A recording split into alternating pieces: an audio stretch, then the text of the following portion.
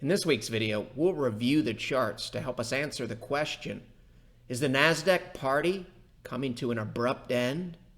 To view the video in full screen mode, use this icon in the lower right-hand corner of your video player.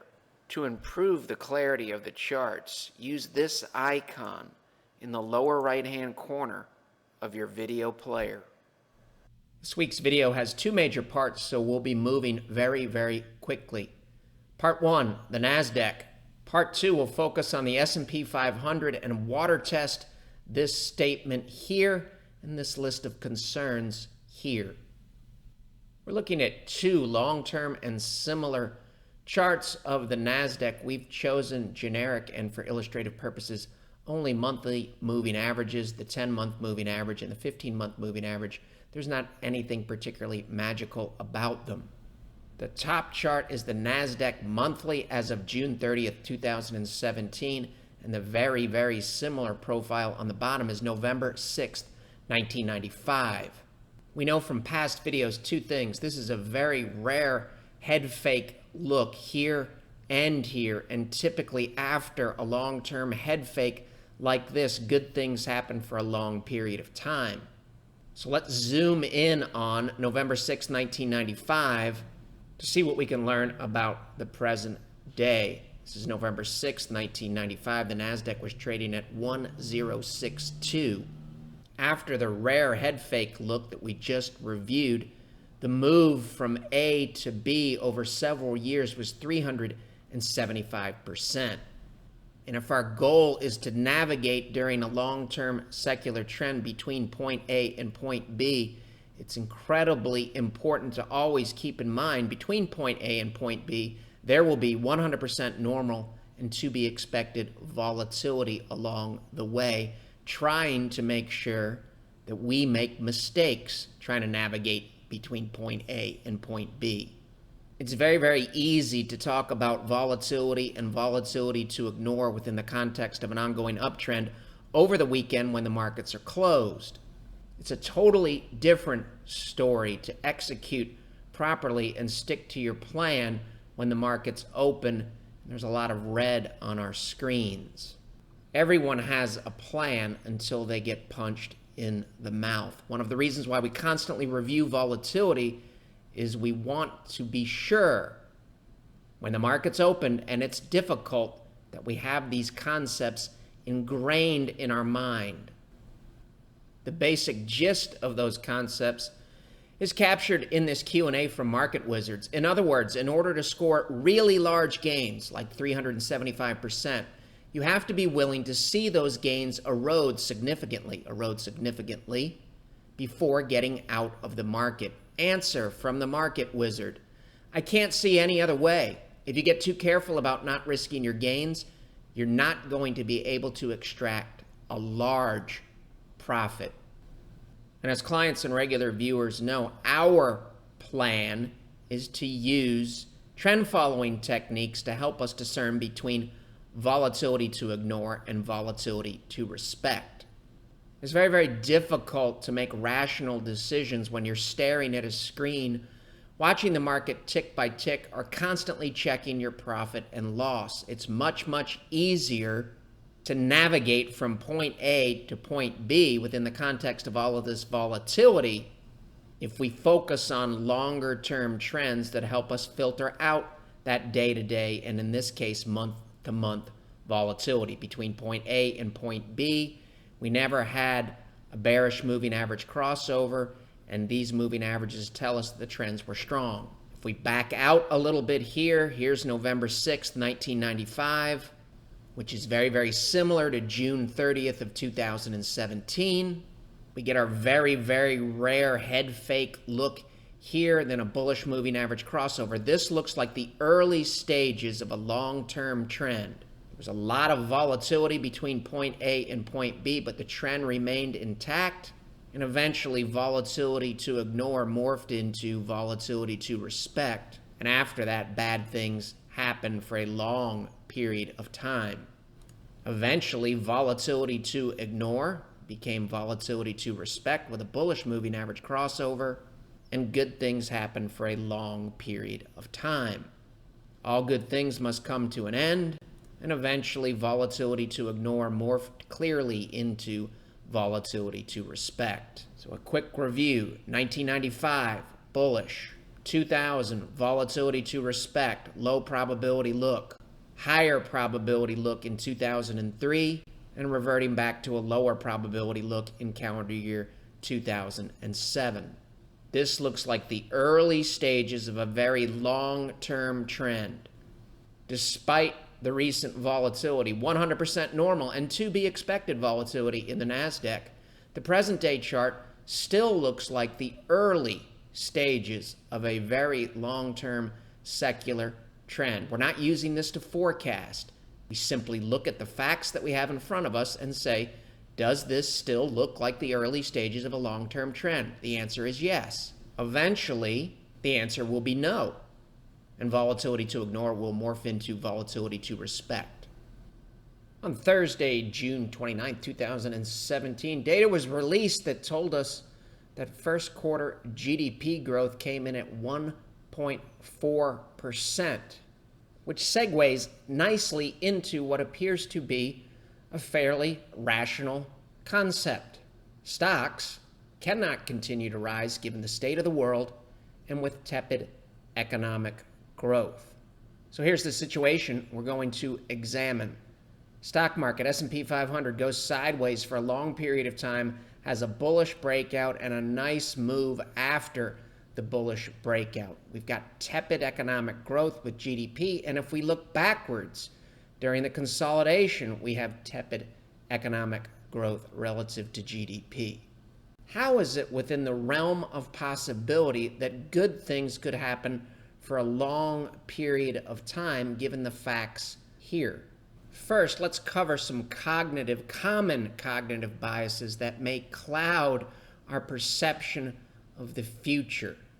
People exaggerate the degree to which their future taste will resemble their current taste, which demonstrates the prevalence of such projection bias. Human beings have what's known as projection bias. We see somewhat of a muddle-through situation, looking backwards with muddle-through type GDP, and for the most part, it's very, very difficult for us to perceive good things happening in the future because we have a tendency to project the recent past into the future. We also recently covered that people tend to pay more attention to bad news. So when we have this type of profile, bad news tends to dominate. Another common cognitive bias: humans tend to be apprehensive of change. Needless to say, this has ramifications in everything from politics to economics. What other common biases make it very, very difficult for us to perceive that it's in the realm of possibility that good things could happen for a long period of time? As individuals trapped inside our own minds 24/7, it's often difficult for us to project outside of the bounds of our own consciousness and preferences. We tend to assume that most people think just like us, though there may be no justification for it. So regardless of what's going to happen in the future, and that's to be determined, there's always a segment of the population that tends to err on the pessimistic side. Notice I said a segment of the population. That doesn't necessarily mean everyone is pessimistic, although many may feel that everyone is pessimistic. And continuing with the cognitive biases, humans have a really hard time imagining ourselves in the future and altering our behaviors and expectations accordingly. When we look at things like the economy, GDP, and valuations, we have a tendency to continue to project tepid GDP numbers perpetually into the future. And we talk about these things when the markets are closed over the weekend. We can understand that that's not really all that logical. GDP doesn't necessarily stay flat or similar. We don't get the same numbers over and over and over again. Therefore, it's in the realm of possibility that innovation, adaptation will allow for a better future.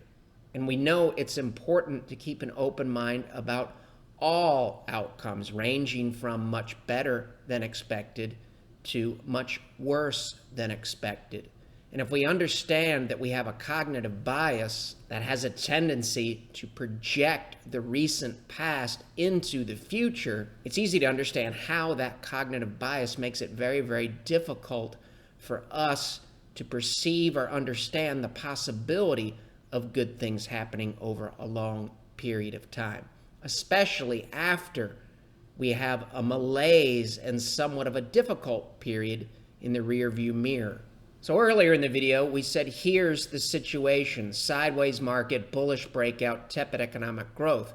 What we didn't tell you was we were looking at a chart of the S&P 500 from 1993 into the spring of 1995, and we were also looking at GDP figures from Q1 of 1993, Q3 of 1993, Q3 of 1994, and the first quarter of 1995.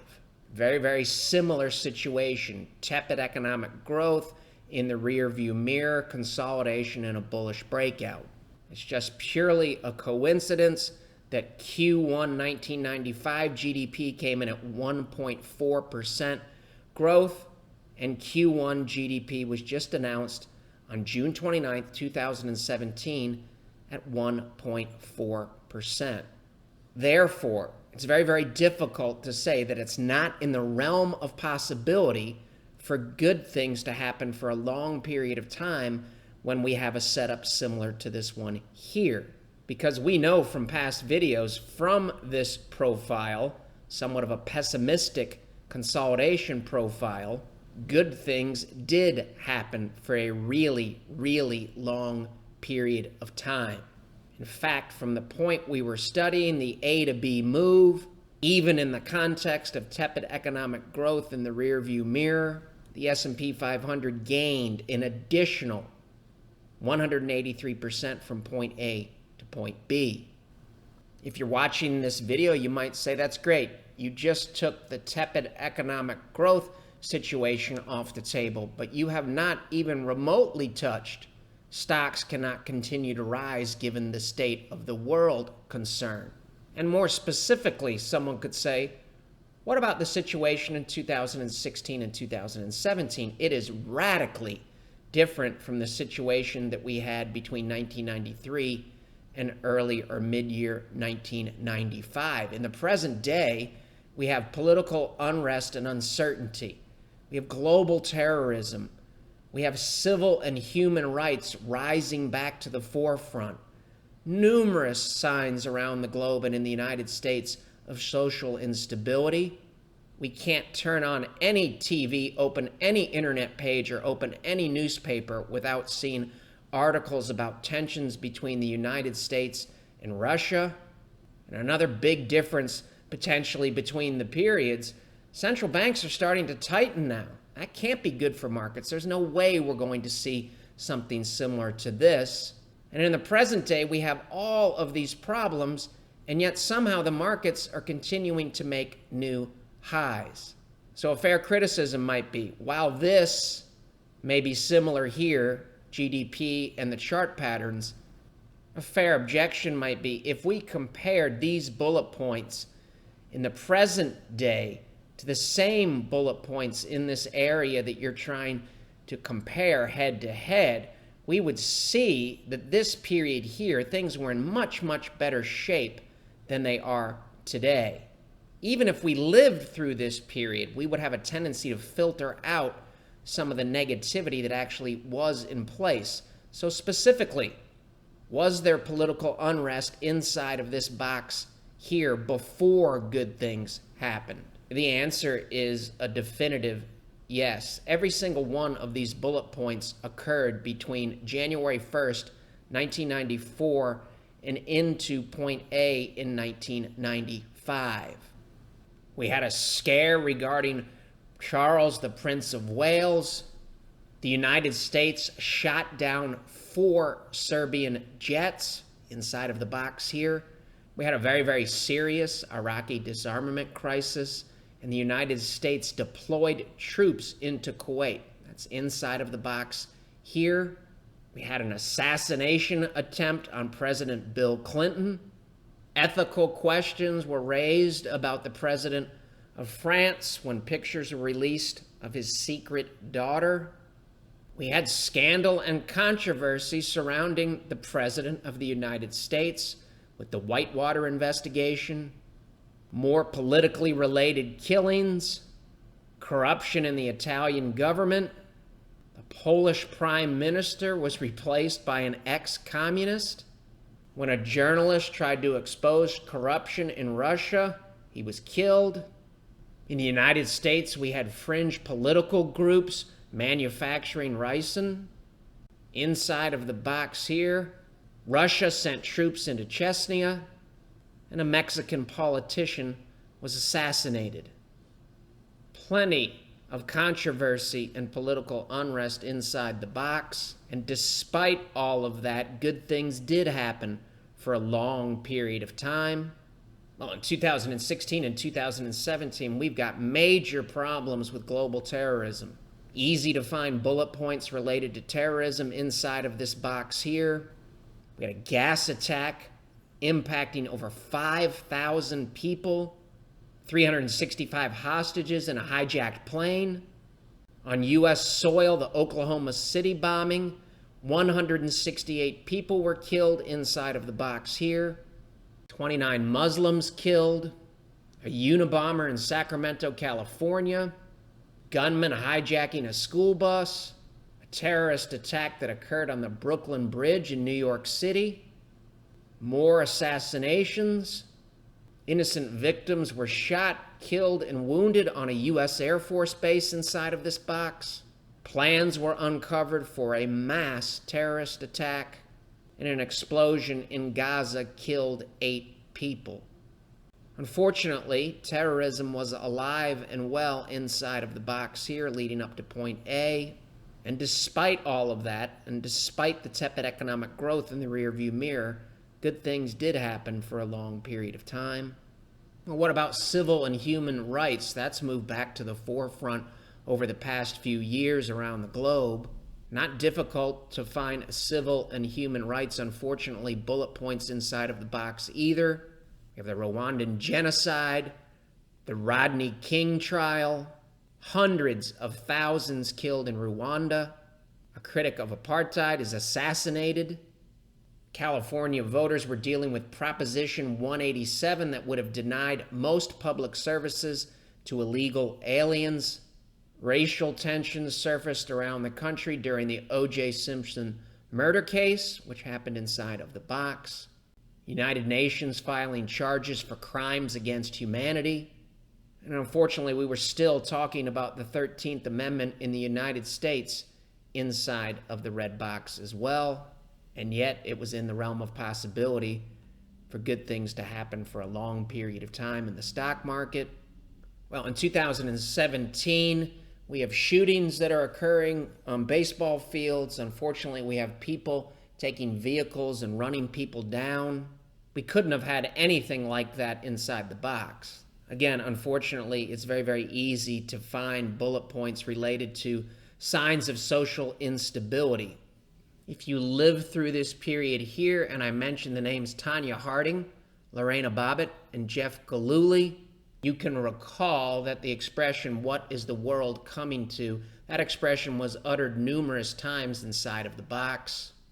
We had serial killers in the news, an attempted suicidal hijacking, high-profile suicides, the largest high school arson ever.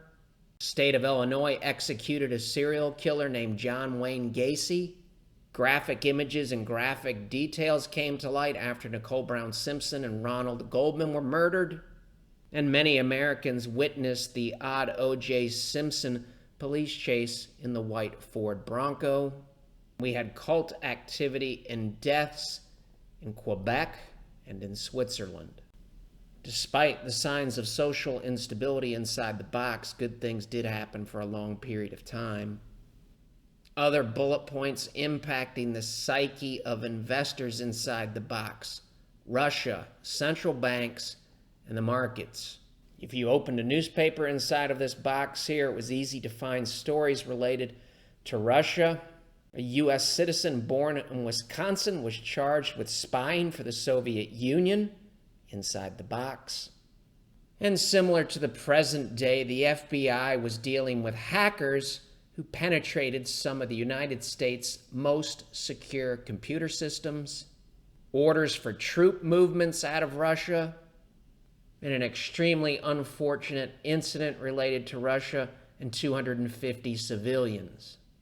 What about central banks? In the present day, they're starting to lean towards a tighter policy. Very, very similar situation here. The Federal Open Market Committee, the Fed, raises the federal funds target rate, which is interest rates, for the first time since May of 1989. It had been years and years since they raised interest rates, and they did it inside of the box. And despite all of these concerning and disturbing bullet points inside of the box, the Dow Jones Industrial Average gains 30 points to close at 4,003. The Dow's first ever close above 4,000, new all-time highs. The NASDAQ closes above the 1,000 mark for the first time. Investors were dealing with all three of these topics at point A, and still good things happened for a long period of time. So the moral of the story is, present-day concerns related to these bullet points are not necessarily showstoppers for one possible outcome looking forward from 2017. One possible outcome being that good things could happen for a long period of time. From point A to point B, the S&P 500 gained 183%. From the same point A to point B, despite all of these concerns, the NASDAQ gained 408%. In the same period, growth stocks tacked on 208%. And despite a lot of normal and 100% to be expected volatility between point A and point B, on the right side of this box here, semiconductors gained 632%. And those who were skeptical of the charts, because the charts were constructive at this point here, just as they're constructive today from a long-term perspective. For those that were skeptical here, due to these bullet points, what could it have meant from an opportunity cost perspective? Looking at a 100% hypothetical portfolio, let's say at point A, we put 50% of a $1 million portfolio in the S&P 500 and then split the remainder between the NASDAQ, growth stocks, and semiconductors. If we paid attention to the charts and successfully navigated between point A and point B, our $1 million would have turned into almost $4 million. And from an opportunity cost perspective, let's say someone put their $1 million under a mattress here, and someone took their $1 million and paid attention to the charts and invested it in this hypothetical allocation. The mattress investor, if he retired or she retired here, if they took a 4% draw off of the $1 million, that's $40,000 in income during retirement, versus a 4% annual draw or annual income off of this number here. Instead of taking home $40,000 a year, you would take home almost $160,000 a year. Even if we are able to capture only a portion of the move from point A to point B, it still could make a dramatic difference in the quality of our life and the quality of our retirement. It would have been very, very easy at this point here to say stocks cannot continue to rise given the state of the world. But stocks did continue to rise, and they did break out of a long-term consolidation box, and they did make a new all-time high here, an important new all-time high, just as we've done in 2016 and 2017. Here are the setups for the S&P 500. These are our 30, 40, and 50 week for illustrative purposes only weekly moving averages. Long-term consolidation, 2015, 2016. Market breaks out in a bullish manner and makes a new all-time high. Long-term consolidation. Market breaks out in a bullish manner and makes a new all-time high, allowing us to link back to an extremely important concept. The second item is something that Ed Sakota taught me.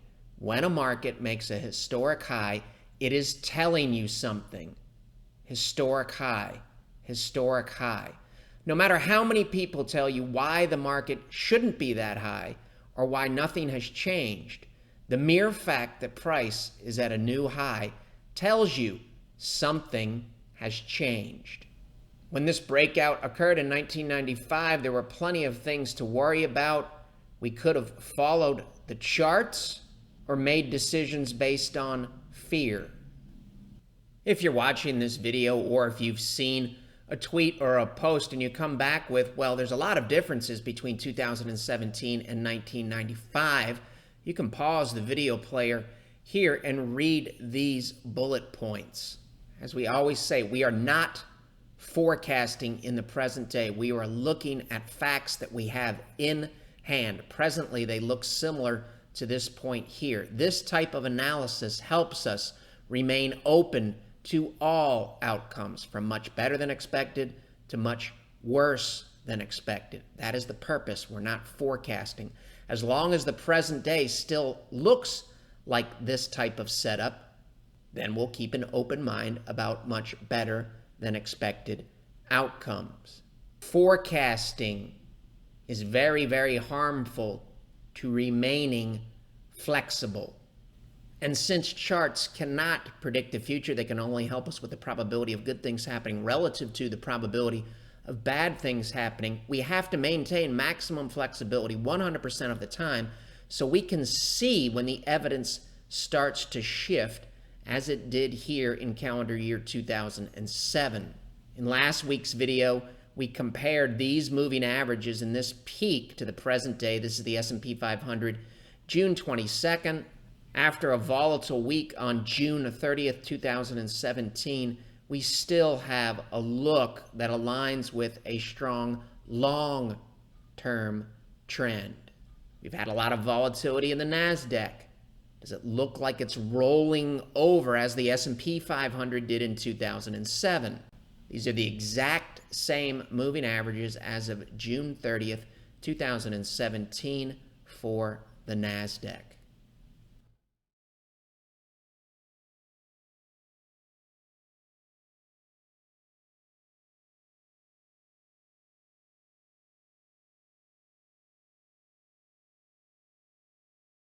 How do we track all of this and convert it into a usable and actionable format in a reasonable amount of time? The submodels, we answer binary questions, some of them manually done, some of them programmed in Excel, and we also enter in unbiased and hard data. The submodels allow us to get a handle on the market's current profile, and the master CCM market model then looks at the current profile, compares it to past profiles, and recommends a prudent allocation between risk assets such as stocks and conservative assets such as bonds. Conservative assets can consist of cash, bonds, currencies, or any number of investment options. If you'd like to learn more about the market model or our money management services, you can visit our website, follow along on Twitter, Facebook, read our blog short takes, or watch past videos on the Shivako Capital channel on YouTube. The material in this video has no regard to the specific investment objectives, financial situation, or particular needs of any viewer. This video is presented solely for informational purposes and is not to be construed as a solicitation or offer to buy or sell any security or any related financial instruments, nor should any of the content be taken as investment advice. Any opinions expressed in this video are subject to change without notice, and Shivako Capital Management, LLC, or CCM, is not under any obligation to update or keep current the information contained herein. CCM and its respective officers and associates or clients may have an interest in the securities or derivatives of any entities referred to in this material. CCM accepts no liability whatsoever for any loss or damage of any kind arising out of the use of all or any part of this material. We recommend that you consult with a licensed and qualified professional before making any investment decision.